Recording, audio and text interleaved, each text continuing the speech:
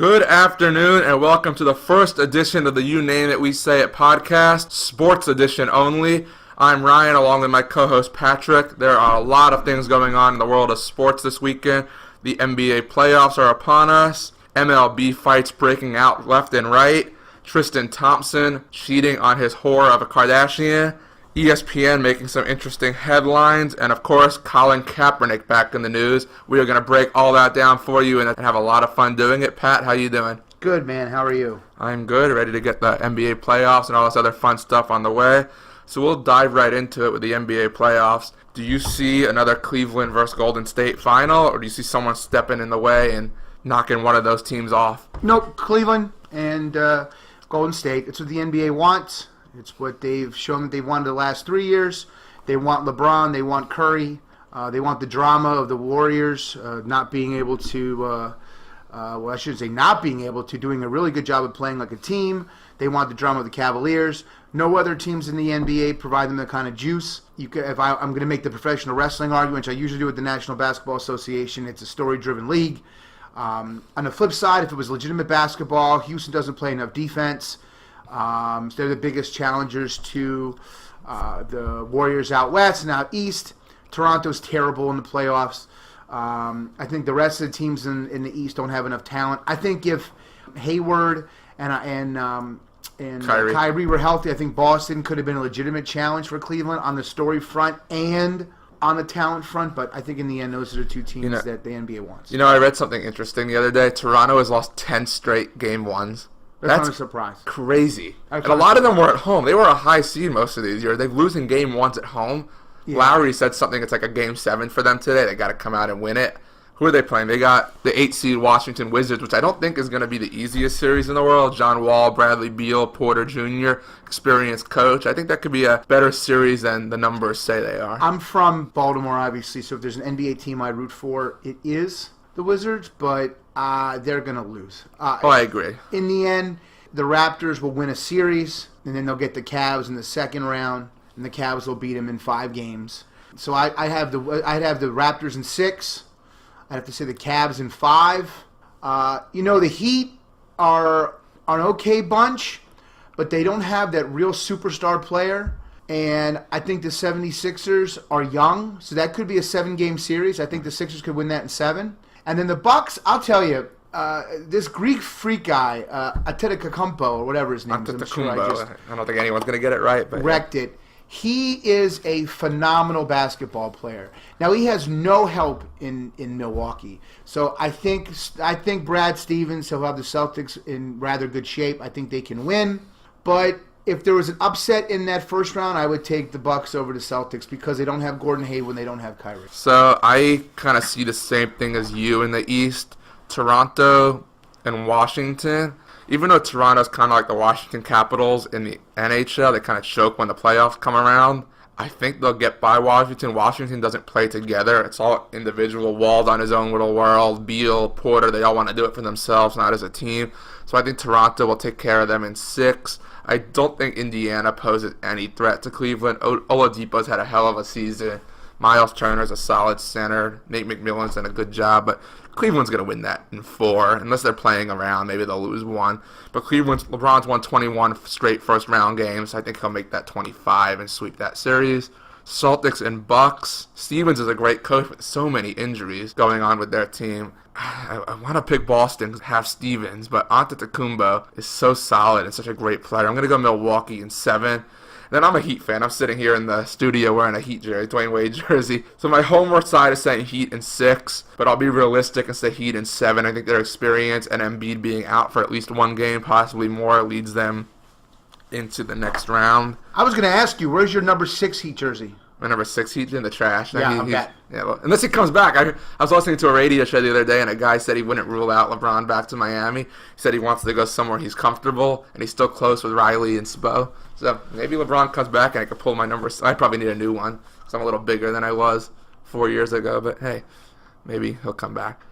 Out west, you said the Warriors are going to take it, but do you see any sleeper that can maybe compete with them? OKC with Russell Westbrook and Melo and George, maybe they can make a run at it, or you just see Golden State?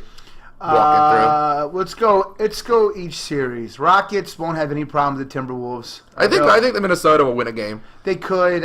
Jimmy Butler alone can win one. They struggled to beat Denver the other night. I watched most of that game. Butler missed a bunch of free throws in the fourth quarter. In my opinion, he's never been a star team leader. In Chicago, he always had a couple other guys around him. Gasol, or a couple years he had Noah. He had other guys around him that could maybe be attention grabbers. So I don't see Jimmy Butler as a star that can really propel a team. Can't you see if Houston, because Houston doesn't play defense. I call him the coach Mike D'Antoni because he plays no D whatsoever. Yeah. If Houston misses some shots somehow, can't you see Minnesota taking a game or two I at think home? they could take a game in Minnesota. That's a tough home court advantage. They haven't been in the playoffs since KG was young, so that's a long time for those fans. What's stupid to me is that the Milwaukee Bucks are in the Eastern Conference, and the New Orleans Pelicans are in the Western Conference.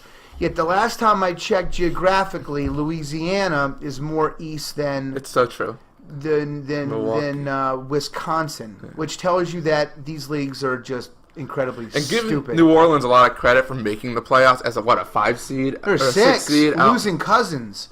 Cousins. I think that's addition by subtraction. Cousins is a locker room cancer. He is an awful human being. I will say, you hear me, America. He's an awful human being. He's a terrible person. So he's all about himself, too. He is, and he's such use a good Yiddish word, a schmuck. But I don't see them posing any problem to the Blazers, and I think the Wizards will have an easier time with San Antonio than we think. Remember, this is not the San Antonio team. Yeah, I'm sorry. Golden State would have an easier time with San Antonio. I think this is a situation where all higher seeds win, with the exceptions. I could see Utah beat OKC, only because OKC has the world's biggest choker ever, and that's Carmelo Anthony. Carmelo Anthony would choke on soup. You call him a choker, he can't even get to the playoffs most times. I don't know if he's a choker. He would choke on soup. So, I would probably say out of those four, I'd probably say Utah might be the only team that potentially could be an upset, but they're a 5/4, and to me that's not really an There's upset. Some really good stories out west. Utah losing Gordon Hayward last offseason. People thought they were dead in the water without him, and they started out slow. A lot of injuries. Quinn Snyder, he used to be a running for the coach of the year. He's done a hell of a job getting them as a 5 seed in the West. That's unbelievable. Portland, a 3 seed. No one saw that coming. Terry Stotts, again, great job. Another guy should be in the running for coach of the year. New Orleans, they lose DeMarcus Cousins, as you were saying. They should be in the Eastern Conference. So they're traveling from Louisiana all the way out west all the time playing those games. So they do have a disadvantage every night when they're out west. And they're going all the way to Portland. Yeah. They have another disadvantage, and they had a really good season. I'm impressed with Anthony Davis, Alvin Gentry, and that whole team. I'm excited for the playoffs. Gets underway today, and we'll see what happens. Let's go Heat. I've said it once. I've said it 1,000 times. The only NBA I will watch is the All-Star game. Really? And the last week of the regular season. I'll watch a little bit of highlights here or there, but frankly speaking, most of these players, most of these professional NBA guys, to me, basketball ends when you're in college. Because these pro guys, they love their weed and they love their guns, and they don't like playing defense and they don't like playing back-to-backs. And when you play in a sport that you're supposed to be able to play a back-to-back, and these guys usually pull themselves out, this is the first time ever that LeBron James has played an entire 82-game schedule. That's crazy. That's embarrassing. I'm sorry. Everyone's congratulating him on that and saying that's a big pro to the Jordan-LeBron comparison. I think it's a con. Jordan did that a lot more than once. I'm going to be old man for a second. Jordan played a whole season almost every single time. Stockton, Malone, Barkley. You get paid. Exactly. You get paid to play 82 games. Show the fuck up and do your job. That's like a teacher saying, oh, I don't want to teach today. I'm going to stay home. I need to rest. You're a basketball player. Yep. You work 82 days a year plus the playoffs. Do your job. Don't take rest. Teachers don't get rest. Doctors don't get to take days off to rest. You're doing your job. Go to work, do your job, play all 82 games unless you're hurt. It's your only exception. But speaking of what NBA players like with their weed and their guns, Tristan Thompson also likes his woman, just not his particular woman. He was caught on video making out with 3 women at a club while his pregnant fiancée, Khloe Kardashian, was about to give birth to their child. Are you surprised by this? I think a very interesting story. More drama for the Kardashians, just the way they like it. Well, at least this Kardashian didn't get cheated on in a way where the guy ends up in intensive care out of a brothel. No, I'm not surprised. That's actually, it's the same Kardashian. Wasn't she the one who dated Lamar? Was it? I don't know. Yeah, I think it was. Everyone she touches goes to shit. I don't keep up with them, other than the fact that the three of them, well, the one looks like a cow, but two of them are pretty hot. I don't get into the Kardashians all that much. People, the sad thing is people don't really know why the name Kardashian is important. Nobody knows he was one of OJ's attorneys. No one has any idea that that's how that name, that's how that family got any kind of notoriety. And then people forget that the way that name came back into style is when Ray J and what's her face had their porn video. So I'm not surprised. They're no talents. They really aren't. They do nothing that's interesting. I mean, they have a magician of a stepfather who's found a way to magically go from a man to a woman, who's a completely other, just monstrous of a biological nightmare. But, I don't find anything they do all that interesting, except for the fact that they seem to have an attraction for NBA players. It seems like they are always around professional basketball players. And LeBron must be off the wall with this. That now he needs 2 days before the playoff year, his starting center is cheating on his pregnant fiance, who's also a Kardashian. More drama for LeBron to deal with. You think he's upset about it? I don't know about that. I really think that he is such a control freak that he will find a way to compartmentalize it. And there's a big word for you, America, compartmentalize. I think he's such a control freak that I think he will find a way to sort of fight it off a bit. I will say that you brought up LeBron James. He is what's wrong with the NBA. Really? And this is what started with Jordan and other guys like that. Where certain players in the league, and you, by the way, you have a Wade jersey on. My guy. Wade is a star without being a piece of shit. I love that guy. All right? Some of these star players think that they are coach, general manager, and star player. The National Football League, the coach is the coach, end of story. And when the coaches let the players have too much say and control, the coach loses their job. Major League Baseball, the players play and the managers manage. Professional hockey, if the hockey coach benches your ass, you sit on the bench. Well, LeBron coaches the Cavs. In the NBA, it's not just LeBron. In the NBA, every freaking team has one or two guys that run the show. Well, that's part of the reason LeBron's no longer in Miami. He wanted to control minutes, and Riley said, look, Eric Spoelstra's the coach. You're going to answer to him, do what he tells you. If you don't like it, you and your crew can go back to Cleveland and freeze in the winter. That's up to you.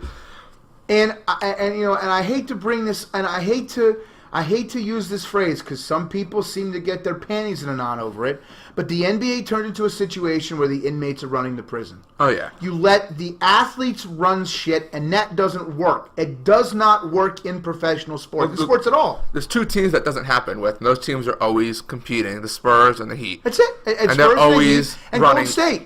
Yeah, those Steve three Kerr. teams. And, yeah, those are the three, and those are the three teams that have won most of the championships. Most of the titles. And Cleveland, while they've been to a few finals, they've only won one. And luckily, because Draymond Green got suspended. Exactly.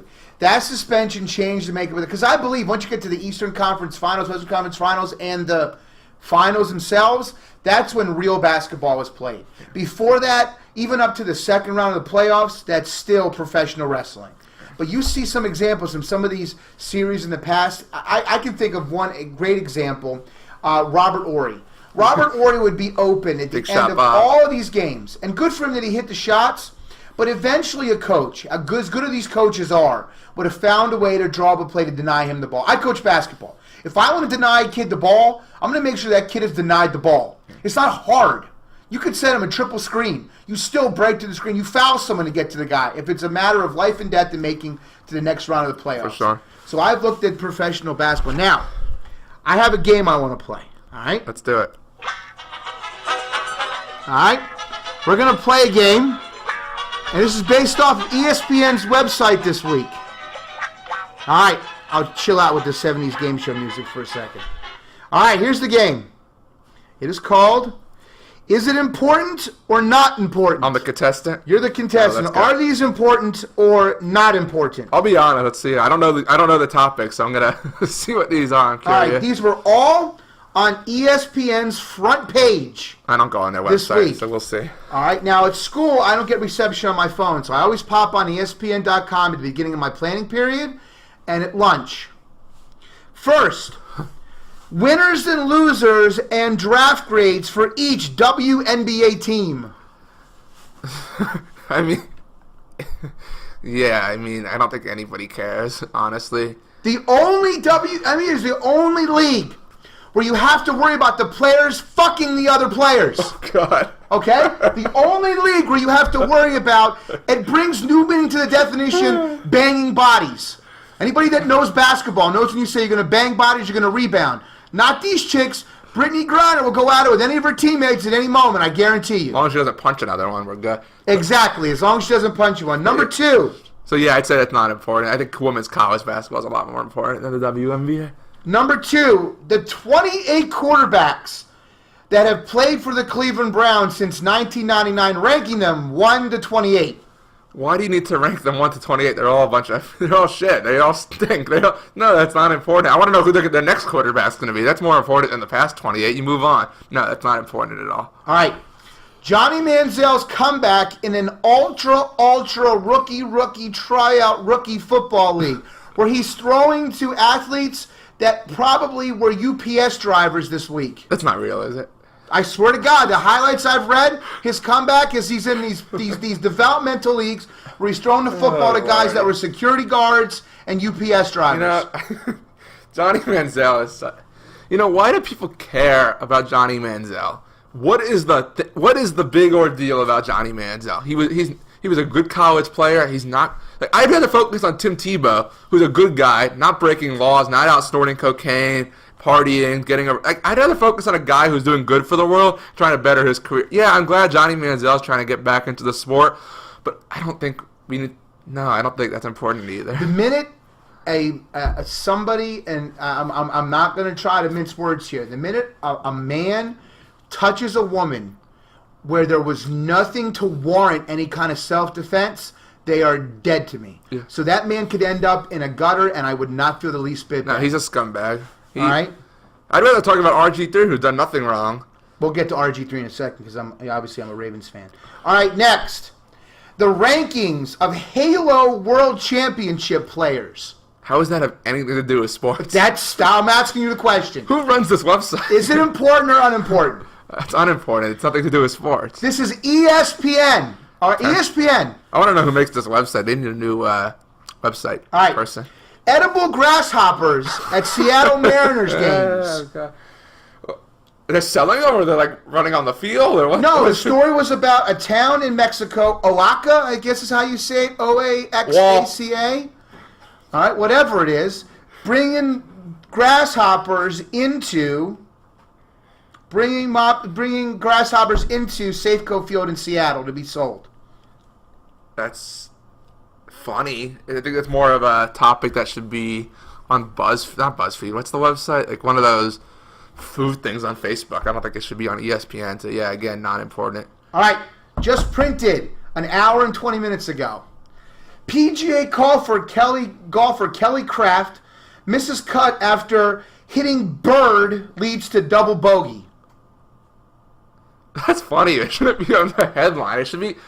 Maybe if ESPN wants to put a section out for, random funny topics or funny videos, yeah, you can put the grasshopper story and the golfer story, but no, there shouldn't be. There are 6 top headlines at 12:10 p.m. in our lovely palatial studios in South Florida, and one of the top stories is golfer shot hits bird leads to costly double bogey. We cannot make this up. America, this is why you don't listen to ESPN for your news, all right? Don't. You don't watch First Take, Get Up? I watched Get Up for the first time yesterday. I had a doctor's appointment yesterday morning, so I went into school late. If you don't know what Get Up is, it's the new morning show with Mike Greenberg, formerly of Mike and Mike. I believe it's Jalen Rose and Michelle Beadle, who I can't stand terribly. It's Jalen Rose, I can't stand Michelle Beadle, run by Mike Greenberg, and then they have other various guests that come Wasn't it Damian Woody? He was there yesterday, yeah. But they've had other people there too. I will warn you, if you do not have a stomach for social justice warrior bullshit, don't watch. Because everything on that show turns into, oh, this guy, or this poor that guy, or this one was taken advantage of, or this guy didn't get a fair shake. She's terrible wherever she's been, Michelle Beadle. She's probably my least favorite ESPN or sports in general personality. She is beyond terrible. She's and horrible. There is a group of them. I'm going to put them all on blast right now. Sarah Swain, or whatever her name is. I think her name is Sarah Swain. Terrible. Who's the chick that played basketball at University of Colorado that now Fagan. Something Fagan. She's straight. Yeah, I don't know about that. No way. I don't think so. She's terrible. Michelle Beadle, terrible. Who's the one who looks real sloppy? Who does the NBA in LA? Rachel Nichols? No, she's hot. She's gorgeous. No, the sloppy. Oh, Shelbourne. Oh, she's awful. She's hard to look at. She's terrible. You know who's hard to look at? Doris Burke. But she's great. I don't like Doris Burke. I like Doris Burke. What about the men? She's terrible. Who do they? Most of the guys on that network, as soon as Bayless left, and Stephen A. Smith only does bits and pieces here and there so much. His show. But they don't include him as much in SportsCenter as they used to. No. They're not as bad anymore. Kellerman's good. I like Max Kellerman when he was the host of Around the Horn. Was he? Yeah, he was the original. This is probably when you were 3 or 4 years old. I mean, it's Tony Rielli now. He was the original host of Around the Horn, and they had Kelly. They had Plaschke. They had Probably Woody Page. They had Mariotti out of Chicago. They had Woody Page. He's good too. They had Blackistone. They had actually honest, legitimate sports writers. Not these social justice dopes like LZ Granders, who looks like he just stepped out of a Bob Marley concert. That whole show is terrible. It's awful. Sports Nation. I will watch PTI. I will not watch Around the Horn or Sports Nation. I can't. Not just ESPN. That guy on Fox Sports, like he used to be on ESPN. Not Skip. Skip's is a whole other discussion for another day. But he has the radio show. He used to host Sports Nation with Beadle. Oh, Colin Cowherd. I can't stand him. Yeah, I can't stand that guy. He's definitely an acquired taste. So every week, I will check ESPN for the high. By the way, you notice I didn't say anything about NBA playoff previews, NHL playoff. NHL doesn't exist ESPN anymore. Not at all. Because that is a target audience that ESPN does not care about. Yeah. They're just like professional golf. They had 3 people at the Masters, and that's it. The Masters is the most important golf tournament of the year, and they had 3 people. And I'm not a big NHL person, but their playoffs is exciting. They should have somebody covering that. That actually brings up a story. Someone said to me the other day, because we're in South Florida, I'm a Heat, Marlin, Dolphin, Panther fan. Someone said to me at the Marlins game or somewhere, they said, oh, the Heat are really good, but the Marlins and Panthers are getting close to building an organization like the Heat. And I looked at them and said, don't you dare ever compare the Marlins, the Panthers, or for the fact of the matter, the Dolphins to the Heat. The Heat are the gold standard in this town. The Marlins have done nothing in my entire life. The Panthers are getting there, but they haven't been in the playoffs. The Heat are in the playoffs almost every year, competing for championships. Don't put the other useless organizations in the same breath as the Heat. Just saying that. Gotta get that out there. One story that did pop up this week, or I should probably say 2 stories that popped up this week or in the last 10 days, is, and I'm a Ravens fan, so I can speak to both of these. First off, they signed RG3. What do you think about RG3? If he is the RG3 of the first year he was in the league, I'm fine. He'll take Flacco's job if he's that RG3. If he's that RG3, not on the talent side of it, but he was not a locker room problem. No. After his first year, he became a locker room problem. And the Ravens have had enough history, Ray Lewis, Ray Rice, a bunch of others that have been locker room problems. So if RG3 can be a good soldier, he's obviously better than a previous backup in, what was his name? Mallett? Ryan Mallett. He was terrible. Ryan Mallett should be a bouncer somewhere because he's got a big body and that's all he's got. He can't throw the ball worth a shit. Can't move either. Mallett was terrible. So RG3 is better than Ryan Mallett. So I think that's an upgrade if he can behave properly. The other guy that came back in the news was Kaepernick. Oh, God. And why he came in the news? Because, of course, he did. Because the minute ESPN, I'm going to repeat this again, ESPN, Disney, all right, Disney Sports, the minute ESPN decided to heard that there was a possible workout that was canceled, they jumped on it like like a puppy on a toy, and they basically said the following: he would not guarantee not to lean anymore, and so they canceled a workout. Who was it? The Seahawks? The Seahawks. All right, first off, the Seahawks are a team that have dealt with Michael Bennett and Richard Sherman and the rest of that knucklehead group up there for years. Yeah, they're trying to clean house and get it. So don't tell me they couldn't stomach bringing the guy in for a workout because of kneeling. Number two, Rappaport from NFL Network, Ian Rappaport, I trust much more than any of the talking head idiots on ESPN, said that what happened was they canceled it because they were concerned that Kaepernick didn't seem like he had put any real thought into what he wanted to do. He was non-committal. If he had been committal, I fully believe, and said, I'm going to kneel and this is what's going to happen, then the Seahawks at least can process that and know how to work it. Football coaches, like we talked about last week with the guys up in New York with ODB, they are control freaks. They don't want to not know what their player is going to do. Yeah, especially in that situation, they need. Would you want Kaepernick with the Dolphins?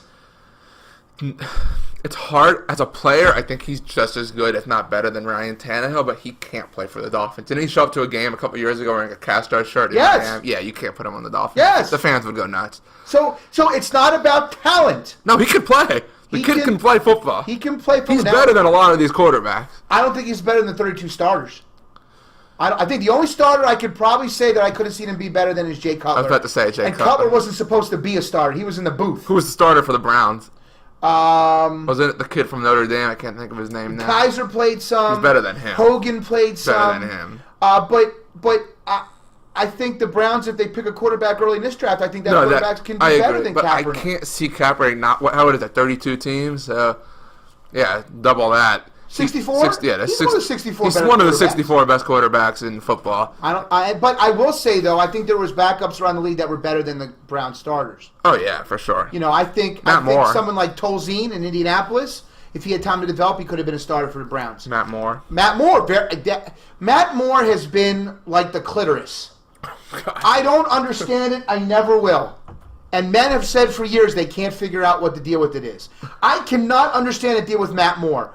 Matt Moore goes in, he wins games, the locker room likes him. He's a good soldier, too. Why the hell had the Dolphins not just said, you know what, we'll draft a young quarterback and let Matt Moore play for a couple years and develop a young quarterback? I'm a Dolphins fan. Do you want me to give you a list of all the things the Dolphins have done wrong in my lifetime? We'll be here for another. We've been 28 minutes so far. We need to have another 45 to get through that discussion. I want to know, though, would you be comfortable with Matt Moore as your starting quarterback? If it's a short-term, couple-year thing. Are we developing a kid? Yes, that's the idea. If we're developing, because we're not winning the Super Bowl anyway, yeah, instead of paying Tannehill $20 million to stink up the joint, I'd rather pay Matt Moore $4 million to be decent and then have a young kid, a Darnold. I like Mayfield behind him, and learn for a year or two and then come in. Yeah, I'd be okay with that. See, here's the thing. It comes down to what your fan base expects. If, as a Ravens fan, I expect at least a divisional round every year. Oh, no, we don't expect that. If you don't, because for the vast majority, 6 of the 10 years, that's 60%. That's more than not. Harbaugh and Flacco have gone to the playoffs and they've played in the division round every single time those times. Yeah. They played in 3 AFC title games. They won a Super Bowl. To me, that's my expectation. That's what happens. Who's your GM? It's Ozzie Newsome. Good GM. Good ownership. You look in Miami, we have an owner in Stephen Ross who doesn't live in the area he owns. He lives in New York. Then he comes out and says we don't have a good fan base. Shut the fuck up, old man. You don't have a good fan base. You're 16th in attendance. Your team sucks year in and year out. You should be in the 30s of attendance every year. You're lucky you get that much attendance. 60,000 people a week to watch that shit product. You're lucky, man. So what's your expectation? Playoffs? Is that me? Would that be a successful year each year, just making the playoffs? Yeah. Oh, yeah. Oh, okay. If the Dolphins made the playoffs, the city would go insane. So that's your expectation as a Dolphins fan. But we don't get that. As a Ravens fan, I expect them to make the divisional round. And if they're like this year, they were going to be 10-6 and most likely lose in the first round. Failed season. I don't want that. Right. I want a team that's built to be successful. No. Now, let's flip the script on the Orioles. The Orioles just make the playoffs. It's a successful year because of the division they're in. Well, see, for the Marlins, a successful year is getting more than 10 people in the stadium. Well, so it's a different expectation. If you're in Green Bay, you better be playing for titles. If you're That brings up a good point. Are you surprised Mike McCarthy still has a job there? No, because they are decent. They're never playing for title. They're always out in the first, second round. But they're in the playoffs almost every year. And that's with injuries. The year they won a Super Bowl when they beat the Steelers, they had 18 guys on IR. Yeah. That is an amazing. He's a good coach. I was just asking number. Putting up the question. I think if he misses another playoffs with a healthy Aaron Rodgers, I think he's out. If you miss the playoffs with a healthy Aaron Rodgers, your whole organization should be fired. That guy's so good. Totally. But that leads me to the last thing I wanted to talk about today, and that was This Week in Baseball. Oh boy! Now there used to be an old show, and this was starting to go off the air when I was 10 or 11 years old, so you weren't even born yet. It was called This Week in Baseball with an old announcer named Mel Allen. You never see that on ESPN anymore. No, they don't talk baseball either. But This Week in Baseball was a highlight package that would play on Saturday or Sunday mornings, usually Saturday mornings, of highlights of baseball around the country. And Mel Allen was a very famous broadcaster. I think he spent some time broadcasting for the Mets and a couple other teams, but he would narrate a weekly highlight program called This Week in Baseball. This Week in Baseball Fight Night should have been. They should have had the theme song, and hopefully we can dub it in here as I'm talking about it. Should have the theme music of John Cena. It was a fight night. Everyone was fighting. Everybody was nuts. What was it? There's 30 teams in Major League Baseball. 20% of the league fought this week. I love it. I think it's great. I agree. I could not agree more. I love it. Especially for the Yankees-Red Sox. That rivalry's been kind of dull the last couple of years. No arguments, no fights, no drama. But this, I don't even know how it started. I was at the Marlins game. I didn't watch it. But Joe Kelly, after he hit him, you could read his lips. He said, "Come on, let's go," and was basically telling the batter to come up and fight. And Joe Kelly, if anyone's ever seen Joe Kelly, he wears these Oakley like glasses that look like the rec specs. He looks like Wild Thing from. He looks like Charlie Sheen from Major League. He looks like Rick Vaughn almost a little bit with the glasses. And he was telling him, "Come on, let's fight, let's go." I thought the week one was, I think it was Reds and Cardinals or Cubs and Cardinals or something. That one was kind of weak. That one was more of that usual pussy baseball fight where everybody hugs each other and they dance around in a circle. The best fight though was the Rockies and Padres. They went at it. Where Arenado went up and took a swing at the pitcher. That if he had connected, that pitcher might have been dead. Literally dead on the field. That was fun. I enjoyed it. He threw a punch that looked like a cinder block. And I'm surprised that he didn't get more games. Because the pitcher didn't even hit him. Pitcher went behind his head. Right. But your head is something you want to play with, but still not hitting him, and he was still that pissed off. And then after the fight, he's calming down. And do you know who was trying to calm him down? No. Mark McGwire. Oh, that's good. There you go. Yeah, that's the perfect guy to calm him down. You know what's funny? I don't understand something about baseball fights. Why does the entire bullpen, like by the time they run out there, it's such a long run. They're going to be so exhausted. They're going to get their ass kicked. I would make a rule, and then the MLB suspends them all. Be smart. I would make a rule for the MLB. It's like the NBA. If you leave your bench during a fight, you're suspended. If you leave the bullpen during a fight, you're suspended. It will less people will get hurt, be less people fighting. It's a common sense rule for the MLB. If you leave the bullpen, you're suspended. That's what I would do.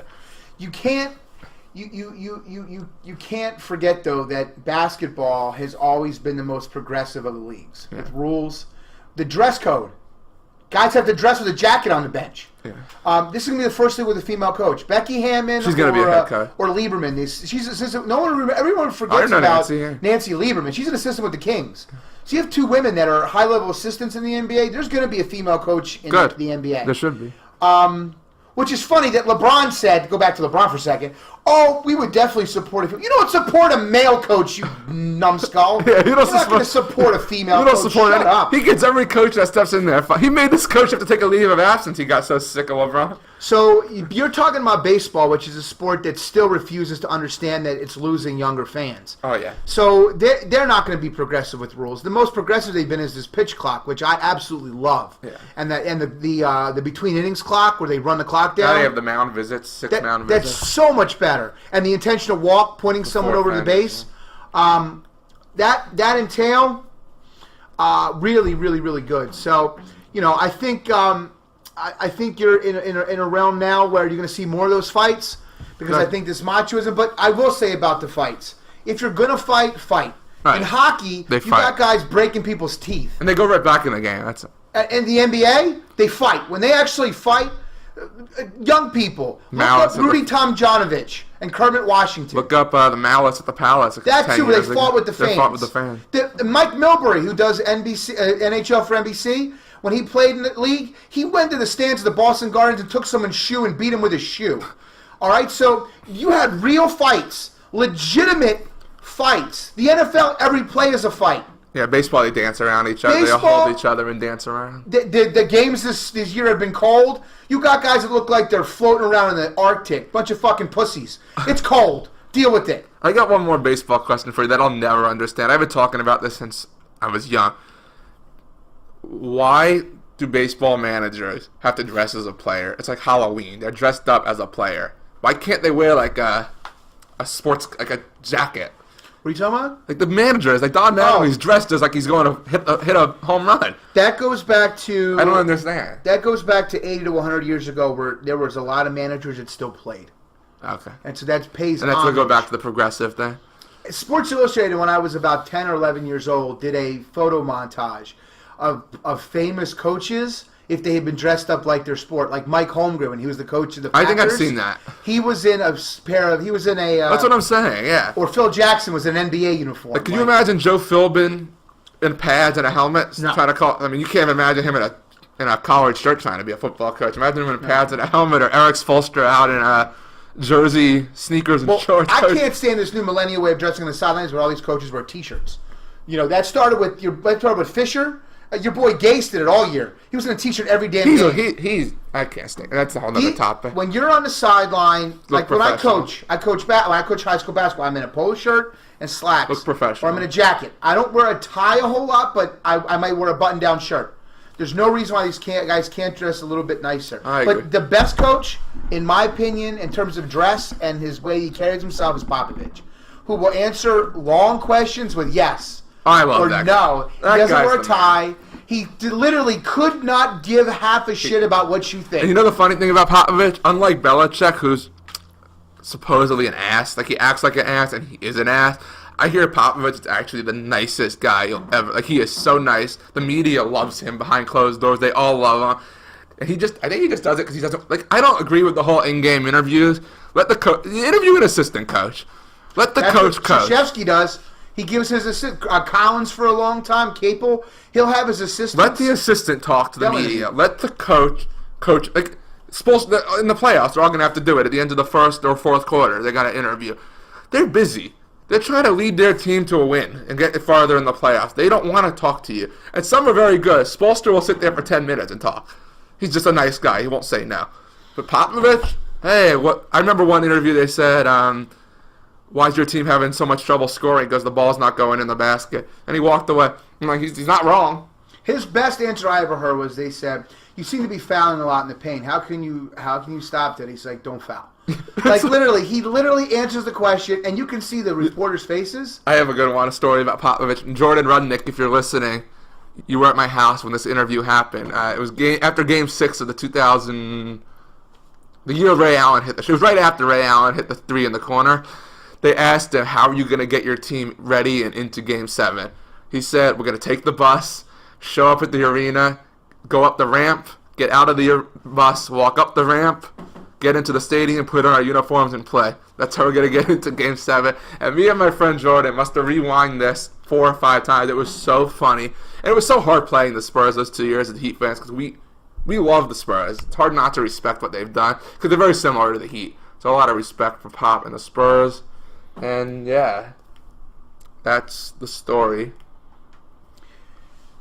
I think that does it for this week. To be honest with you, I think we've touched on a lot of stuff. I will tell you, sports fans, make sure you keep an eye on your TVs this week. The NFL schedule should be coming out, so we'll have something more to talk about next week. We've got less than 2 weeks to the draft.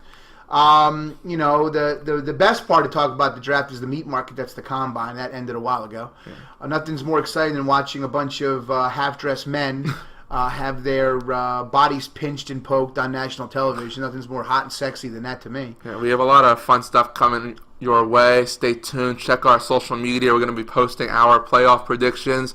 You guys can play along, see how we're doing. Send us your playoff predictions. We'd love to hear from you and see how you're doing. Enjoy the playoffs. Enjoy the baseball. Don't cheat on your pregnant girlfriends. And yes. Have a great week. We'll speak to you next week. We are out.